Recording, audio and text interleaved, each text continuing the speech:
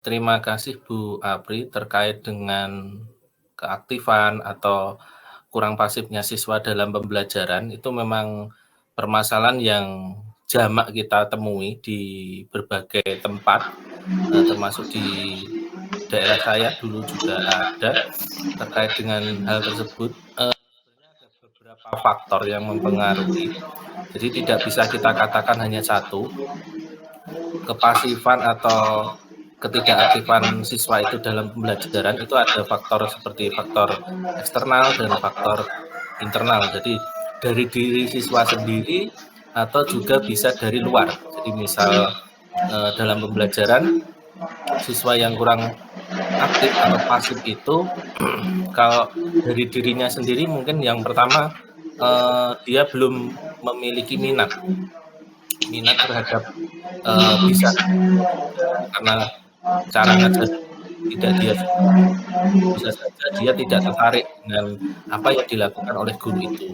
Bisa juga yang kedua, minatnya dia terhadap pembelajarannya, karena kadang-kadang anak itu memang hanya menyukai pembelajaran tertentu. Misalnya anak yang suka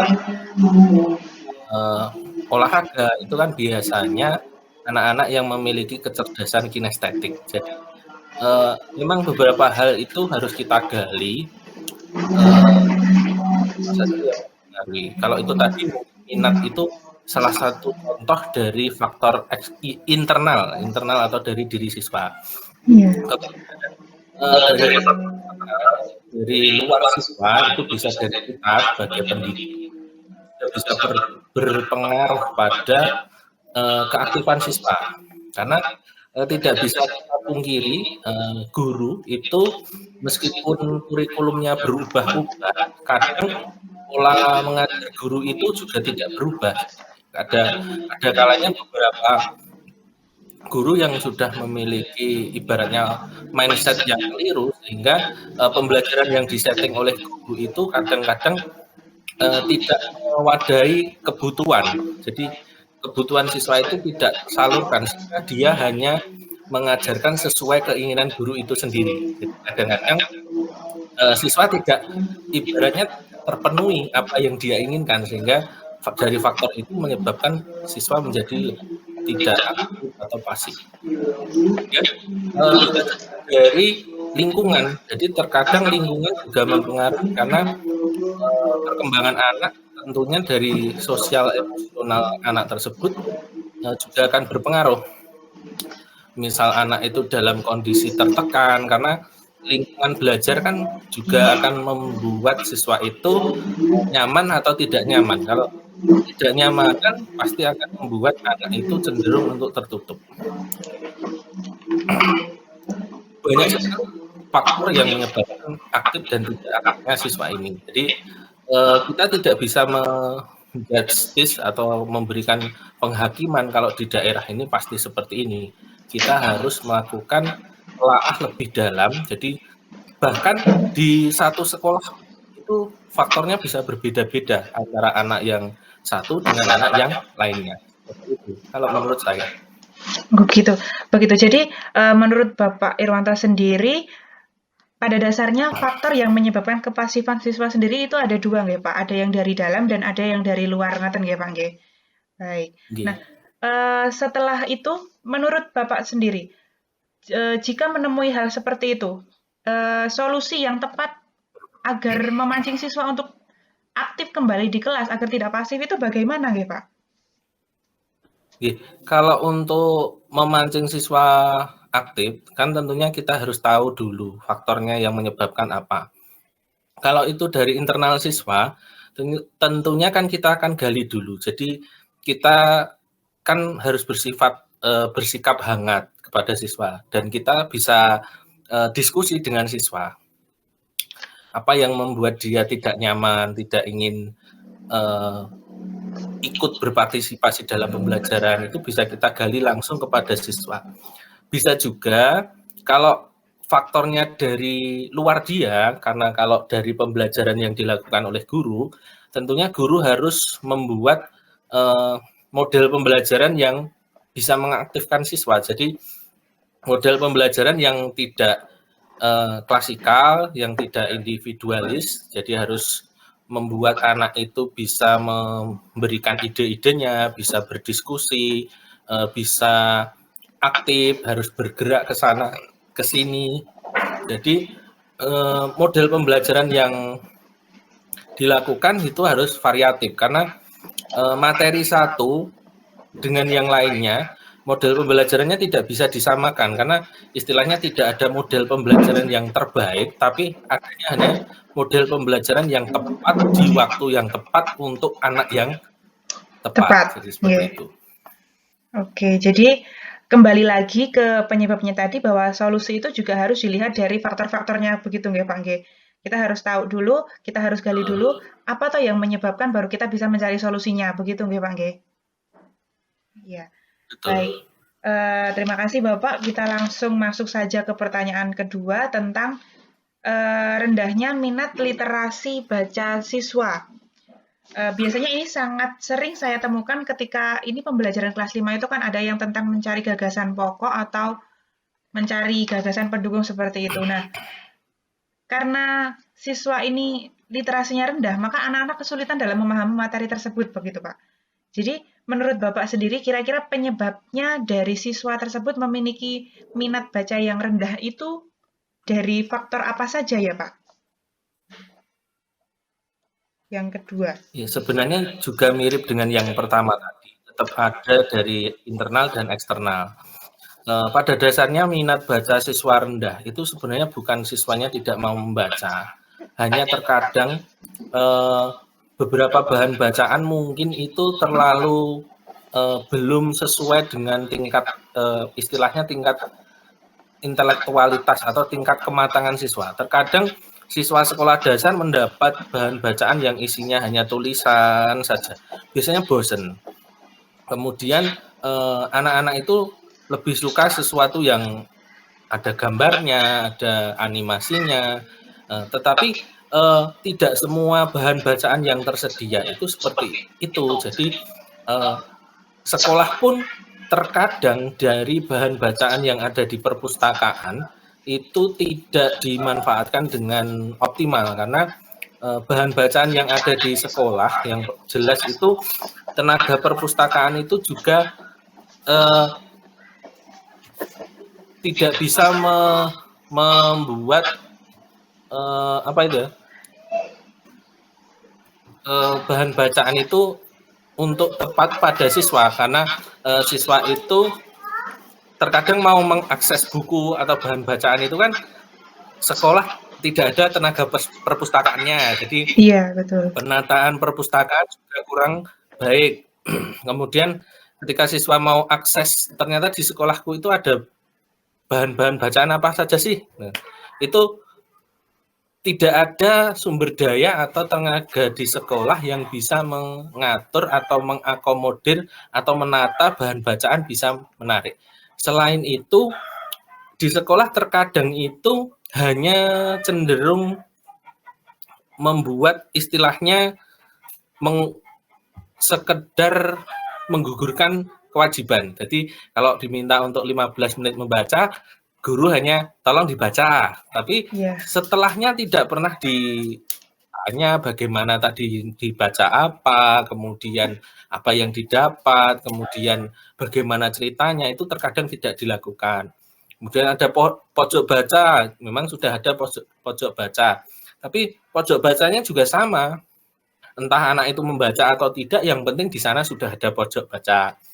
Kemudian kegiatan-kegiatan yang ada di perpustakaan pun biasanya kurang menarik karena di sana itu adanya hanya buku. Jadi buku itu kalau sekarang kan medianya sudah banyak. Jadi terkadang anak itu lebih tertarik dengan sesuatu yang serba digital kalau istilahnya generasi saat ini. Maka tentunya sekolah juga harus memiliki inovasi yang bisa untuk menarik siswa. Karena banyak faktor yang membuat siswa untuk tidak masuk ke bacaan tersebut karena siswa sendiri istilahnya belum berminat dengan bahan bacaan yang berupa buku, isinya tulisan semua. Iya. Itu. Ya baik Pak. Lalu terkait dengan inovasi tadi ya Pak, eee, pernah ada kejadian saya, mendapatkan cerita dari teman saya itu kalau di sekolahnya itu sudah ada semacam apa Chromebook begitu Pak. Jadi tidak hanya memanfaatkan perpustakaan saja, tapi anak-anak juga dapat mengakses e-book dari situ. Nah, tapi ketika anak tersebut sudah diberikan e-book, Chromebook tersebut, justru anak malah membuka situs yang lain. Maksudnya dalam artian game seperti itu, malah bukan bacanya, malah bukan tentang bacaannya. Jadi kalau seperti itu, bagaimana cara mengatasi anak yang malah seperti itu begitu Pak? Apa kurang pengawasan guru atau kurang bagaimana gitu, Pak? Ya, sebenarnya memang terkait hal itu kalau dia mengakses, situs atau laman yang di luar apa yang diminta oleh guru, itu berarti adanya istilahnya kurang pengawasan. Karena ketika kita memberikan anak SD kan usia dari 6 tahun sampai 12 tahun, itu tentunya kita tidak boleh untuk memberikan dia fasilitas tanpa kita ada di sampingnya. Secara aturan kita sudah salah ketika kita berikan ini gawe untuk kamu, silahkan buka soalnya, silahkan buka YouTube, buka laman apapun, silahkan buka situs, silahkan buka e-book.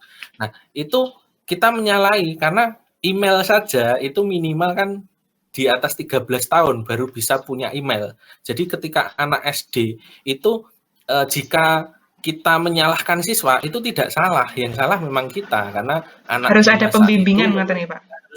harus kita dampingi Mhm. terus. Jadi bukan berarti anaknya yang salah karena anak di masa itu kan istilahnya mereka mau mencari sesuatu yang baru karena Iya, betul. keingintahuan anak. Nah, hanya kita ada di sampingnya ketika mereka mau membuka itu, kita sudah bisa memberitahu, oh ini harusnya tidak boleh. Oh yang ini boleh, nanti di sana akan ada ini yang bagus seperti itu.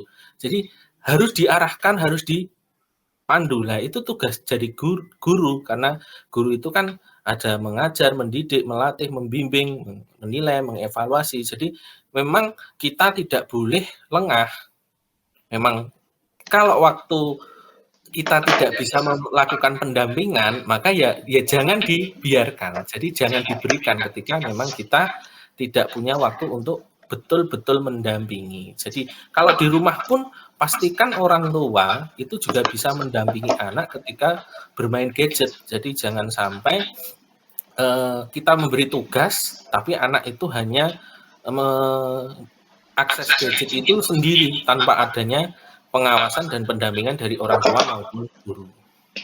Baik, jadi ya seperti itu. Memang pada dasarnya memang kita sebagai orang tua, sebagai guru itu tidak bisa langsung melepaskan begitu saja ya Pak. Ketika kita memberikan sebuah tugas atau memberikan sebuah perintah kepada anak, kita tetap harus bertanggung jawab untuk membimbingnya dan mendampinginya begitu. Baik Bapak, langsung kita ke pertanyaan yang ketiga tentang masalah konsentrasi, Pak. Ini terutama di kelas saya. Kebetulan sekolah saya itu berbatasan langsung dengan jalan raya, dan itu menyebabkan salah satunya anak itu ketika ada motor lewat saja, perhatiannya langsung keluar. Seperti itu. Dan mungkin ini juga dialami oleh guru-guru yang lain atau mungkinnya tentang konsentrasi ini. Jadi ketika pelajaran itu anak hanya, ya memang terlihat mendengarkan, tapi kembali lagi ke pertanyaan yang pertama, yaitu pasif, Pak. Ketika kita melempar pertanyaan, mereka tidak menjawab. Apakah kira-kira penyebabnya dari konsentrasi siswa yang tidak maksimal dalam pembelajaran itu kira-kira penyebabnya bagaimana, Pak? Ya, terkait konsentrasi siswa dalam pembelajaran, memang faktor lingkungan adalah salah satu penyebab atau yang mungkin bisa dikatakan mengganggu. Misal kita sekolahnya di dekat jalan raya pun bisa terganggu, atau sekolah seperti daerah saya yang mungkin juga mirip dengan punya Bu Apri, yang seperti yang Bu Apri sampaikan tadi, ada yang lewat seperti di daerah saya itu juga sama, ada waktu pembelajaran yang lewat, kemudian pasti seseorang itu secara refleks pasti dia akan mendengarkan hal tersebut. Nah, itu penyebab salah satunya adalah lingkungan. Tapi mungkin yang kedua itu juga faktor dari siswa juga. Siswa itu mungkin yang jelas ada juga pengaruh dari gizi. Gizi itu juga bisa berpengaruh pada kualitas konsentrasi seseorang. Jadi ketika asupan gizinya baik, orang itu juga bisa mengikuti dengan baik. Itu tapi meskipun tidak faktor utama. Kemudian bisa juga dari sikap siswa. Memang anak itu bukan anak yang penurut, jadi anak yang mungkin memiliki kecerdasan kinestetik. Jadi anak yang memiliki kecerdasan kinestetik itu terkadang ketika diminta untuk duduk itu biasanya tidak bisa diam. Nah, sehingga konsentrasinya tidak nampak tidak berkonsentrasi, tapi terkadang anak itu ketika kita tanya kadang bisa menjawab. Nah, ada beberapa anak seperti itu. Sehingga hal-hal tersebut tentunya harus diambil strategi oleh guru, tentunya guru yang lebih mengetahui situasi seperti itu harus bagaimana. Kalau saran saya, kalau hal-hal seperti itu ketika anak sudah teralihkan, maka lebih banyak guru itu melakukan ice breaking.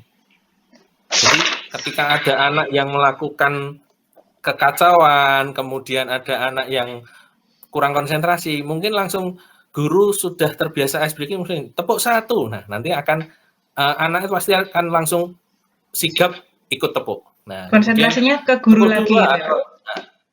Ya, tetap anak itu kita tidak bisa menyalahkan mereka. Ya, kita sebagai guru, sebagai penuntun mereka, ya kita harus berusaha untuk memberikan layanan terbaik kepada mereka. Karena pada dasarnya anak kan belum tahu apa yang mereka lakukan, karena anak itu memang harus dituntun secara lahirnya sesuai filosofi Ki Hajar, kan kita harus menuntun mereka sesuai kodratnya.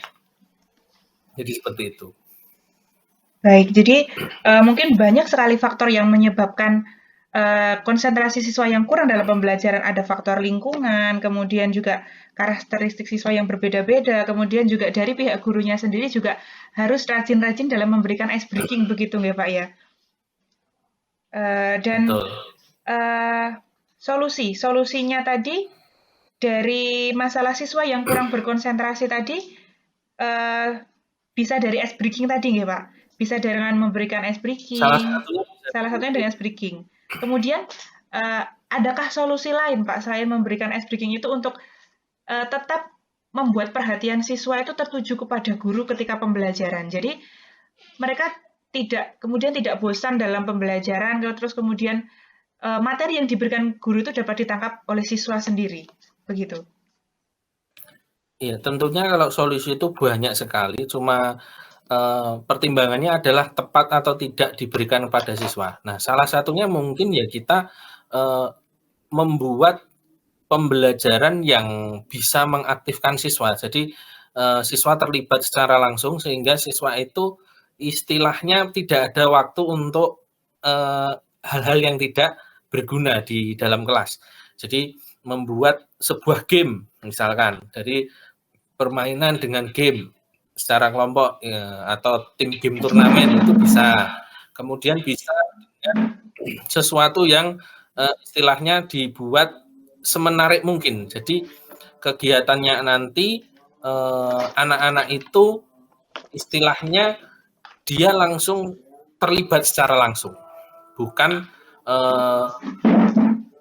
diberi kesempatan untuk mendengarkan. Nah, biasanya anak-anak yang kurang konsentrasi ini lebih condongnya ketika pasti guru itu merasanya ketika anak itu dapat pembelajaran dengan model ekspositori atau ceramah. Jadi ketika diceramai, dijelaskan, baru kelihatan anak itu tidak konsentrasi. Biasanya seperti itu. Jadi model yang tepat atau metode yang tepatlah yang memang berfungsi atau berguna untuk membuat anak lebih konsentrasi.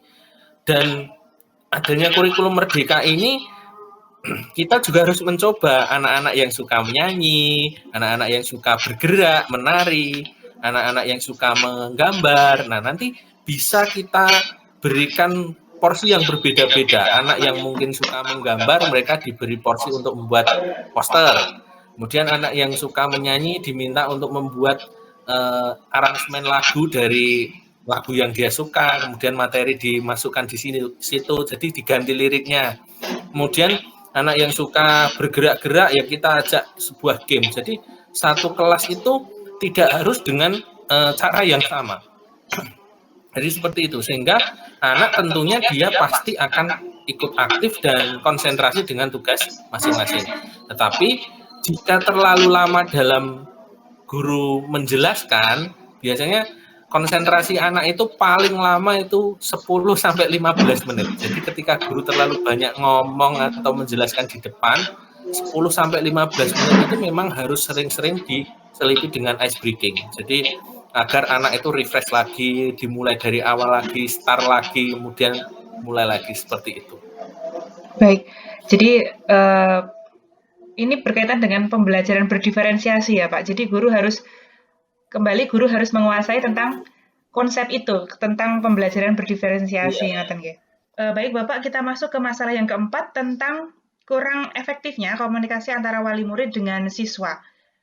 Ini sering dijumpai di daerah saya, terutama ketika ada siswa yang orang tuanya itu merantau ke kota, ngoten Pak. Kemudian di rumah hanya dengan mbahnya, ngoten, dengan neneknya, sehingga kadang sering terjadi miskonsepsi antara ketika guru menyampaikan besok membawa ini atau besok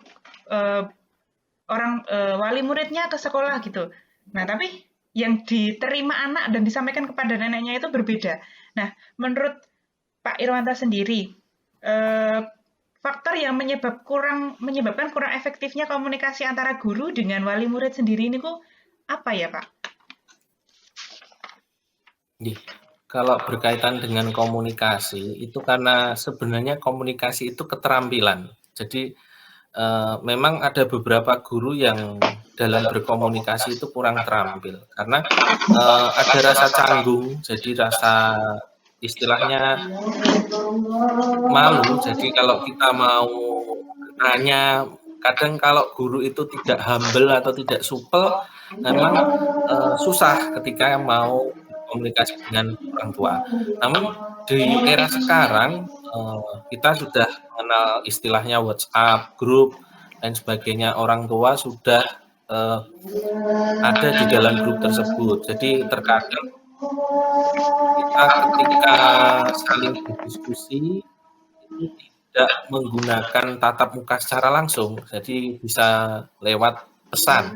Biasanya akan lebih mudah. Cuma terkadang pesan itu juga bagaikan pisau bermata dua ketika kita membacanya sedang dalam posisi emosi yang berbeda, itu pasti menerimanya juga berbeda. Sehingga di sini guru itu memang wajib untuk mengenal wali murid. Jadi memang kalau di daerah desa seperti daerah kita, daerah Wonogiri, itu memang banyak sekali wali murid yang merantau di daerah kota. Jadi anak-anak itu lebih sering bersama nenek atau kakeknya di desa. Kemudian seringkali ketika anak itu diberi tugas, anak itu tidak begitu memahami apa tugasnya, kemudian ketika menyampaikan kepada walinya atau nenek atau kakeknya tersebut kadang beda, sehingga kita memang tidak bisa 100% percaya kepada siswa ketika memberi tugas. Kita lebih baik memberikan tugas double, informasi kita berikan 2 jalur, jadi ke siswa juga, kemudian ke grup kelas juga. Sekaligus kita juga memberikan buku, istilahnya buku konsultasi sebenarnya. Jadi apa yang terjadi pada siswa itu sebenarnya kita catat di buku konsultasi atau buku istilahnya untuk memantau buku perkembangan siswa, dan orang tua selalu memantau itu dan memberikan tanda tangan.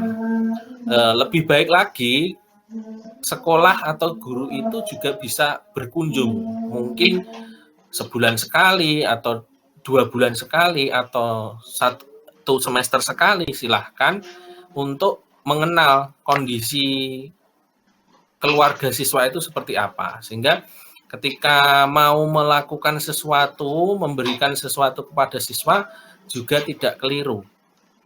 Karena memang komunikasi ini dari rasa mungkin acuh tak acuhnya orang tua yang jelas sudah istilahnya kalau orang desa itu wes pasrah ke sekolah, sehingga apa yang terjadi pada anak di sekolah wes manut apa enek enten sekolah. Tetapi kita sebenarnya sebagai guru itu punya kewenangan untuk memberikan informasi tentang perkembangan siswa. Jadi di sini alangkah baiknya yang memulai komunikasi di awal itu memang guru. Jadi guru itu memang memulai untuk berkomunikasi pada orang tua, karena memang beberapa orang tua itu pasif karena itu orang tua repot, ada di perantauan, ada yang bekerja, sehingga mereka waktunya juga tidak banyak kalau ada di rumah, sehingga kita bisa menggalinya dari buku konsultasi, bisa lewat grup WhatsApp.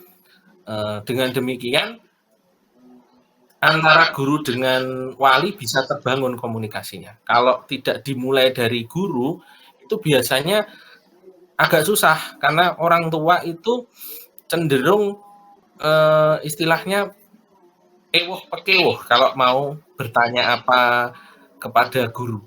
Kadang-kadang seperti itu. Begitu ya Pak.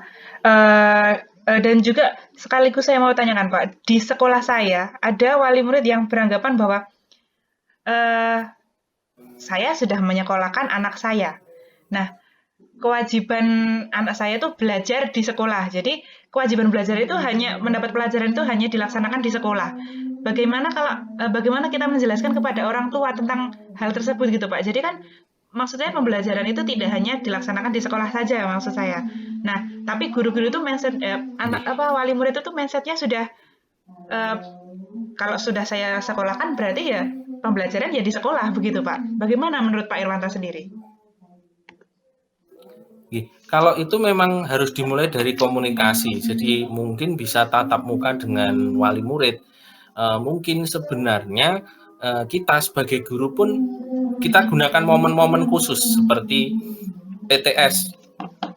BTS itu kan biasanya hasilnya kita bagikan kepada siswa, kemudian PAT, kemudian rapor. Momen-momen tersebut kita gunakan untuk mengumpulkan wali, kita sampaikan kepada mereka bahwa pembelajaran itu bukan hanya di sekolah, karena di dunia pendidikan yang kita ketahui ada istilahnya tripusat pendidikan. Jadi keberhasilan seorang anak itu dinilai bukan hanya dari sekolah saja, tapi dari keluarga sebagai pendidikan pertama dan bentengnya memang paling utama dari keluarga, kemudian juga dari masyarakat. Kalau mata rantai antara keluarga, sekolah, dan masyarakat itu terputus, maka pasti anak itu akan gagal. Karena apa? Karena sekolah itu hanya bisa memberikan sedikit dari banyak yang ada di dunia ini. Mengapa? Karena di sekolah hanya berapa jam, mungkin hanya 6 jam, ada yang 5 jam, ada yang 7 jam paling lama.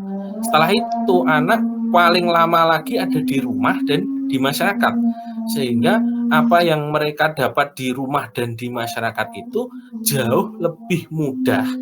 Karena apa yang mereka lakukan itu pasti bermakna, pasti sesuatu yang mudah untuk diingat dibandingkan dengan di sekolah. Karena di sekolah itu secara naluriah pembelajaran itu sesuatu yang tidak enak.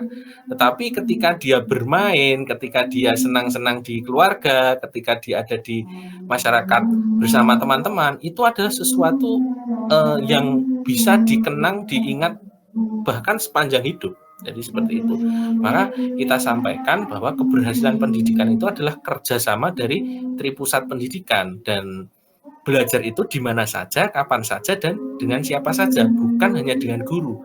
Karena kita belajar itu tidak hanya berkaitan dengan aspek akademik, tapi mungkin sikap, mungkin sikap spiritual, kemudian emosional itu tidak ada di sekolahan. Unggah-ungguh itu juga dapat kita terima dari mungkin kita lihat di masyarakat seperti itu. Jadi intinya adalah tentang kita tetap sebagai guru itu harus humble begitu nggih Pak, harus tetap menjalin kerjasama dengan orang tua karena pembelajaran Betul, tidak bisa hanya dilaksanakan di sekolah. Kita harus memberikan pengertian tersebut bahwa betul. pembelajaran itu juga harus berasal dari rumah, kemudian dari lingkungan sekitar dan sebagainya, ngoten nggih Pak. Baik, baik Pak Irmanto, Iya. langsung saja kita ke materi yang kelima tentang masalah yang kelima tentang kurang inovatifnya model yang diberikan guru di kelasnya sehingga berakibat pada siswa mudah bosan seperti itu Pak. Jadi menurut Pak Irwanto penyebab dari guru kurang efektif dalam menerapkan metode itu bagaimana ya Pak? Yang pertama, kalau yang saya amati atau yang saya lihat selama saya jadi guru, tidak semua guru itu ketika dia menjadi guru, awalnya itu sekolahnya keguruan, tetapi tidak semua itu mempelajari tentang pedagogik atau istilahnya ilmu pedagogik itu hanya kadang-kadang membaca, hanya diminta untuk mempelajari sendiri.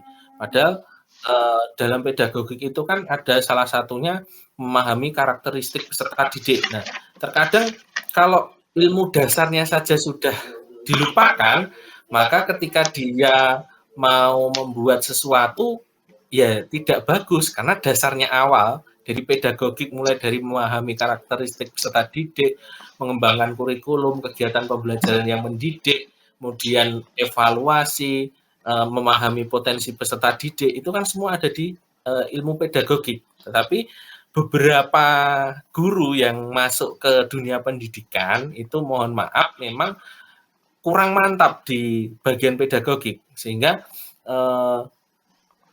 model-model pembelajaran ini juga termasuk di bagian pedagogik, sehingga contohnya pun terkadang itu hanya sekedar istilahnya dapat dari buku kira-kira seperti ini. Jadi pemahamannya hanya berdasarkan apa yang ada dalam fantasi pikiran guru itu. Misal jigsaw, oh seperti ini di buku seperti ini. Tapi praktek nyatanya itu jarang ditemui oleh calon-calon guru. Nah, terutama yang sifatnya bukan reguler. Nah, dan padahal guru di sini itu banyak sekali. Kemudian yang kedua, memang yang utama adalah keterampilan. Jadi tidak bisa kita pungkiri guru itu ya ada yang terampil, ada yang kurang terampil. Jadi tidak bisa kita katakan bahwa guru kita yang sudah sertifikasi itu pasti terampil mengajar meskipun sudah lulus. Tapi memang ada beberapa yang di push atau didorong pun tidak bisa, itu juga ada. Tapi yang jelas minimal mereka memahami karakteristik peserta didik sehingga bisa memahami dunia anak itu seperti apa. Ketika guru tidak bisa memahami jenis model-model pembelajaran, metode-metode, tetapi ketika dia bisa masuk dunia anak, itu juga enak ngajarnya. Karena pada dasarnya kan di pendidikan itu tidak perlu model yang muluk-muluk sebenarnya. Tetapi yang penting anak itu nyaman dengan gurunya. Mau guru itu mengajar dengan ceramah atau istilah kerennya storytelling, itu kalau anak itu sudah nyaman dengan gaya guru ketika dia storytelling, itu akan ingat terus. Tetapi mau guru mau inovatif membuat model yang baru-baru tapi anaknya tidak cocok karakteristiknya, juga tidak akan berhasil. Jadi istilahnya inovatif atau tidak, kalau menurut saya yang penting kita paham apa yang dibutuhkan anak, karakteristiknya apa, cocoknya model yang seperti apa. Jadi untuk model-model yang baru memang bagus sebenarnya, tetapi belum tentu model yang bagus itu cocok dengan karakteristik anak-anak didik kita, terutama dengan geografis yang tentunya beda-beda, seperti itu. Ya. Jadi pada dasarnya adalah guru itu harus paham dulu tentang karakteristik anak, ngoten nggih, Pak. Jadi mau seperti apapun modelnya, kalau guru sudah paham dulu tentang keadaan anaknya di kelas itu bagaimana, pasti pembelajaran akan berjalan dengan baik, ngoten. Jadi walaupun modelnya tadi yang seperti Pak Irwanto katakan storytelling, misalnya guru itu dengan ceramah ngoten, tapi beliau menerangkan dengan penekanan, kemudian dengan intonasi-intonasi yang sesuai, mungkin itu juga bisa menyebabkan siswa jadi tidak bosan ngoten nggih Pak nggih? Bisa jadi seperti Betul, itu. sebenarnya seperti itu. Oh, oke. Baik. Terima kasih Pak Irwanto. Kemudian kita lanjut membahas tentang masalah yang keenam tentang sulitnya siswa, terutama itu di kelas saya untuk menyelesaikan soal-soal yang berbasis HOTS. Padahal kita tahu bahwa kelas 5 sendiri itu dihadapkan dengan ANBK, di mana itu kan soalnya kan eh, analisisnya berpikir tingkat tinggi begitu ya Pak. Bagaimana kira-kira menurut Pak Irwanto sendiri penyebabnya siswa kurang bisa menyelesaikan soal HOTS itu kenapa ya Pak kira-kira? Yang pertama adalah memang miskonsepsi dari HOTS sendiri. Terkadang kita mengatakan high order thinking skill atau berpikir tingkat tinggi, maka diidentikan sesuatu yang sulit. Jadi sesuatu yang pasti sulit untuk dikerjakan oleh siswa. Tapi sebenarnya HOT di sini kan sebenarnya menuntut siswa untuk berpikir minimal 2 tingkat. Nah, 2 tingkat atau 2 langkah. Jadi tidak langsung mendapatkan jawaban ketika dia mengerjakan suatu soal. Jadi dia harus melakukan sesuatu dengan mengaitkan sesuatu yang sudah didapat sebelumnya. HOT kan seperti itu sebenarnya. Kemudian kenapa siswa itu sulit untuk memahami HOT? Karena memang dari awal itu kita sudah terlanjur banyak dapat tipe-tipe LOT atau low order thinking skill. Kita lebih sering dapat soal-soal atau sesuatu yang kita lakukan hanya sekedar di level C1, C2. Biasanya hanya terkait dengan pengetahuan dan pemahaman. Jadi hanya menyebutkan, kemudian apa yang kamu ketahui. Nah, biasanya anak-anak lebih cenderung seperti itu. Mulai dari kelas 1 sampai kelas 6 mirip. Kemudian ketika anak itu dikatakan HOT, ketika HOT ini datang, padahal dia dasarnya dari kelas 1, 2, 3, 4, misal sampai kelas 5, belum tentu kan di kelas 1, 2, 3, 4 itu mereka sudah diajari HOT. Ketika dia masuk ke kelas 5, maka dia tidak punya dasar yang kuat ketika mau masuk misalnya applying untuk penerapan, bagaimana melakukan ini, kemudian menilai, mengevaluasi, apalagi sampai mengkreasi. Karena anak sekarang itu ya istilahnya kalau dibilang manja ya agak sedikit manja. Karena kreativitas anak itu kadang hanya ingin melihat nilai. Jadi terkadang guru itu menilainya juga hanya produk akhir. Sehingga konsep creating atau di C6 yang paling tinggi, kadang kalau yang dinilai hanya hasilnya, nilainya kan jelek. Tapi kalau kita terbiasa untuk mengajari anak itu membuat, tapi yang dinilai adalah kesungguhannya, keberaniannya, menampilkan hasil seadanya, itu nilainya tinggi, maka mau tidak mau pasti anak akan mencoba sendiri. Jadi pasti dengan keterampilan ini, dengan pola seperti ini, anak akan terbiasa, oh ternyata bagus atau jelek yang dinilai ternyata adalah dikerjakan sendiri, bukan bantuan siapapun. Nah, maka creating, kemudian evaluating, kemudian applying, itu minimal nanti anak-anak juga bisa untuk berpikir seperti itu. Jadi yang jelas mulai dari biasa dulu. Kalau kita langsung masuk HOT seperti itu, pasti istilahnya seperti shock. Jadi kok ngerti-ngerti langsung tingkatnya kok langsung ngeget. Nah, istilah Jawanya seperti itu. Memang harus punya dasar dulu, dibiasakan. Pembiasaan ya. Bisa karena terbiasa gitu ya Pak ya. Lalu kalau dihubungkan misalnya tentang perangkat guru begitu Pak. Jadi misalnya guru dalam menyusun tujuan pembelajaran itu sendiri masih belum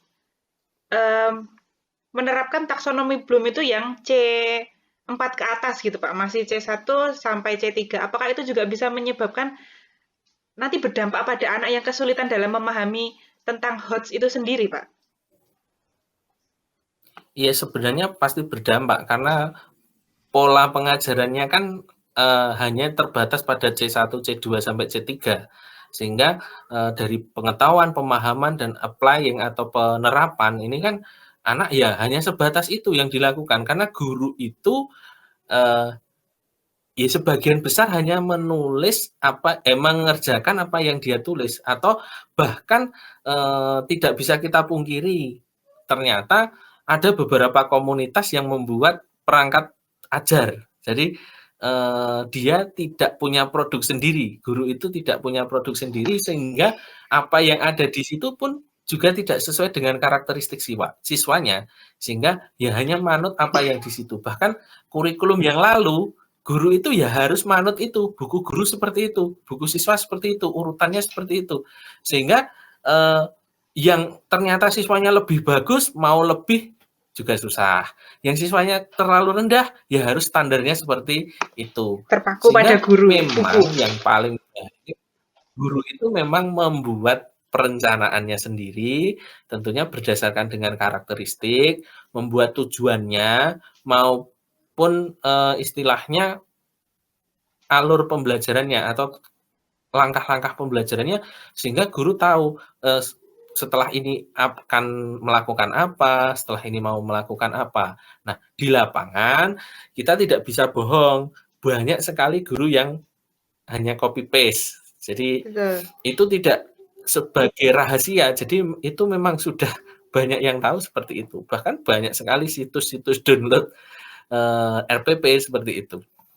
Baik, jadi itu tadi yang tentang masalah yang yang keenam tentang soal HOTS itu tadi juga hubungannya dengan RPP tadi bahwa intinya guru harus bisa mengembangkan perangkat ajarnya sendiri. Jadi tidak hanya copy paste begitu nggih, Pak? Baik. Betul. Kalau copy paste boleh, tapi Iya, sesuaikan dengan karakteristik copy siswa. paste boleh, tapi sesuaikan dengan karakteristik Iya, siswa dan sekolah. nggih. Baik. Menginjak ke permasalahan terakhir tentang kurang efektifnya pemanfaatan TIK dalam pembelajaran. Jadi kadang ada guru yang, misal ada guru yang sudah lanjut usia gitu, seperti malas gitu untuk menggunakan, bukan malas, cenderung tidak mau untuk melakukan pembaharuan menggunakan pembelajaran TIK pembelajaran yang berbasis TIK dengan teknologi yang terkini. Menurut Pak Irwanto sendiri, faktor apa yang menyebabkan guru itu kurang dalam menggunakan pemanfaatan TIK dalam pembelajaran, Pak? Terkait dengan pemanfaatan TIK, sebenarnya bukan hanya faktor usia saja yang menjadi masalah. Yang pertama adalah kalau sekolah itu biasanya ya sarana TIK-nya kurang memadai. Yang pertama itu, kadang-kadang kita sekolah itu LCD, ada yang punya minimal 1, bahkan ada yang tidak punya. Kadang-kadang kalau punya 1 rebutan, ternyata bisa semua, menggunakan malah berebut. Kemudian ada juga faktor usia. Usia di sini kita memang tidak bisa menyalahkan, karena usia ini beda orang juga beda. Ada yang tua-tua keladi, jadi ketika dia sudah tua malah makin maksudnya menjadi semangatnya. Tapi ada juga yang sudah muda pun memang tidak menggunakan IT, itu juga banyak. Banyak dalam artian tidak hanya 1-2, tapi ya tidak lebih banyak dari yang menggunakan sebenarnya. Nah, faktor usia di sini yang jelas pertama, mereka istilahnya adalah malu. Malu bukan mereka tidak mau, tapi mereka itu istilahnya menjaga gengsi mereka. Kalau mereka mencoba menggunakan laptop tapi tidak memahami, ketika terlalu lama menggunakan IT, misalnya kita mengoperasikan laptop, guru yang sudah sepuh itu kan tidak akan secepat generasi muda. Jadi mungkin akan malah menghambat. Jadi terkadang faktor usia kan juga menyebabkan indera juga berkurang. Penglihatan, jadi harus mendengar, harus melihat sampai sedekat mungkin. Nah, sebenarnya tidak semua itu malas, tapi memang ada beberapa hal yang mungkin lebih lebih tepatnya adalah menjaga gengsi mereka agar guru itu tidak terlihat bodoh di mata siswa. Karena pada dasarnya mungkin lebih pandai siswa sekarang. Gadget, gawai, iPhone, laptop, itu mungkin siswa SD lebih cepat dibandingkan dengan guru-guru yang sudah mendekati usia pensiun. Jadi mungkin pertimbangan beberapa guru yang sudah mendekati masa purna seperti itu, ya mereka minimal tetap terlihat sebagai guru yang baik, jadi bukan guru yang terlihat bodoh, karena jangan sampai kita sebagai guru kan terlihat bodoh. Minimal kan kata kunci yang harus kita pegang seperti itu. Jadi jangan sampai kita kelihatan tidak bisa mengoperasikan laptop, kok kita pakai laptop, sehingga nanti anak-anak, loh ora iso kok tinggal. Kadang-kadang kan seperti itu. Jadi mungkin kita memang pembelajaran itu memang harus kita fasilitasi dengan baik, tetapi IT itu bukan satu-satunya. Sebenarnya IT itu meskipun kita kampanyekan bahwa IT itu memang penting, tapi bukan berarti dengan IT pasti berhasil. Jadi kuncinya kan di situ. Bukan berarti kalau sudah pakai video, pakai animasi, pakai game, siswa pasti pintar. Tidak. Jadi yang jelas tetap sesuatu yang bisa menjadi bermakna bagi siswa. Ya itu yang harus dicari guru, baik yang muda, yang sudah setengah baya ataupun yang paling tua. Yang jelas cari sesuatu yang bisa bermakna untuk siswa sehingga mereka tetap jadi ingatan dalam hati mereka. Baik, jadi penggunaan teknologi yang canggih pun bukan menjadi tolak ukur keberhasilan siswa itu sendiri ya Pak. Jadi kembali lagi bagaimana, kalau menurut saya seperti itu. Ya, bagaimana cara guru untuk mengembangkan pembelajaran yang bermakna agar siswa tersebut dapat menangkap apa yang diajarkan oleh gurunya begitu. Ya. Betul.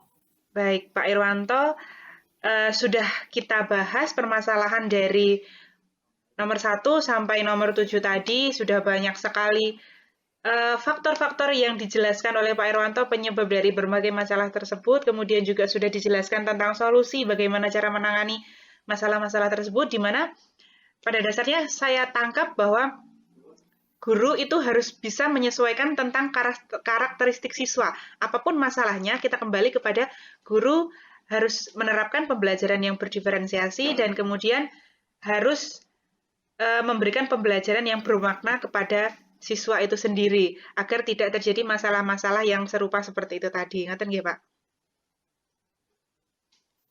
Betul. Ya, baik.